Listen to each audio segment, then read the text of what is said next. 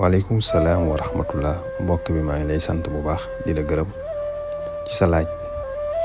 ci li nga xam ne mooy li ñu ne Imam Dramé moo ko wax na yonent bi sallallahu alayhi wasallam dafay saaga ak ñi nga xam ne ay borom xam-xam lañ ku mel ne docteur Khadim Bousso ak ku mel ne Oustaz Omar Sall nga indi ma seeni wax ne lii yow daf la jaaxal ndax li nga daan dégg ci yonent bi sallallahu alayhi wasallam lépp ci ay wax ba pare oustaz bi ñëw na imam la wax na yonent bi sallallahu alayhi wasallam lay saaga may jéggalu bu baax di la wax ne mbokkum taalibe nga sa question bi mënuma cee bañ a tontu ndax danga ci am àq waaye yu mel nii baaxoowuñ di ci joyal suñuy kàddu ba tax na liñ ciy wax rek dañ ciy wax ci lislaam mu mel ne que ni ma digloo Imam Dramé ci li ma envoyé émission bi mu ko doon defee émission la boo xam ne jàngale wu fa diine ay waxi politique la mu wax ay waxam waa ji na ko déedéet mu ne yonent bi sax day saaga kon lii moom du dara saaga du dara nit tolluwaayu nit la rek boo xam ne bu ca tollee war naa mën a génne ay waxam ci cadre boobu la ko waxee mu mel ne ñi ko tontoo ci yonent bi li ñu jàngale ci moom ak li ñu xam ci moom laqad kaana lakum fi rasulillahi uswatun xasana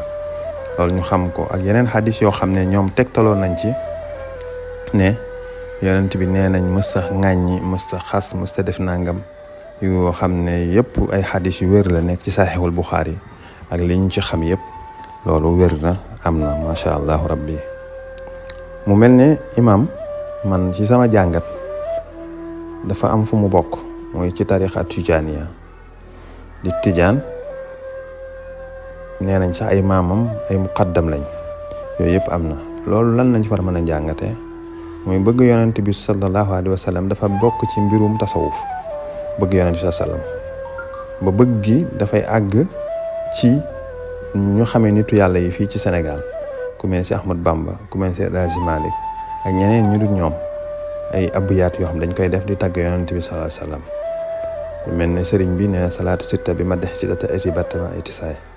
maanaam moo koy tagg fukki juróom-benn weer yeneen juróom-benn weer ma koy roy ànd ak di koy tagg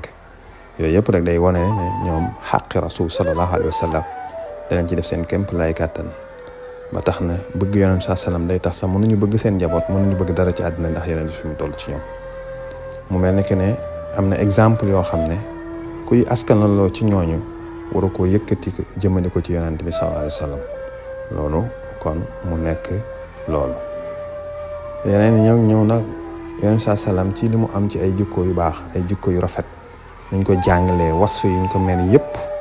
saa sallam wala kunta faddan ghalizal qalbi lan faddu min hawlik maanaam sa rafeti jikko sa mbaax sa ubbi ko xol moo tax waaye boo meloon na neen duñu nekk ci loolu ñu gis ne ku mel ne Firawna ak Muusa waqulaa lahu qawlan layyinan la'allahu yatadakkaru aw yaxsha yooyu yëpp nekk ay istidlaal ci alxuraan yoo xam ne dafay wane yonent yi nekk ñoom ci ay jikko yooyu yëpp am na waaye nag léeg-léeg yonent saa sallam ci xaswatu Tabuk am na ñaari gaay yoo xam ne yonent bi daf leen wax ne bu ngeen ñu fa jiitoo bu leen laal bëtum ndox bi ñoom ñu jiitu ko fa laal ko dañ ko laalee bi yonent saa sallam ñëwee daf leen a ŋàññi maanaam dafa leen a xas ci li ñu def wax leen ci ay kàddu yoo xam ne yu dëgër la yu dëgër yoo xam ne am na léeg-léeg sax yonent bi am ñoo xam ne dañuy def dara mu rëbbu leen lu mel ne xadis boo xam ne suñu ma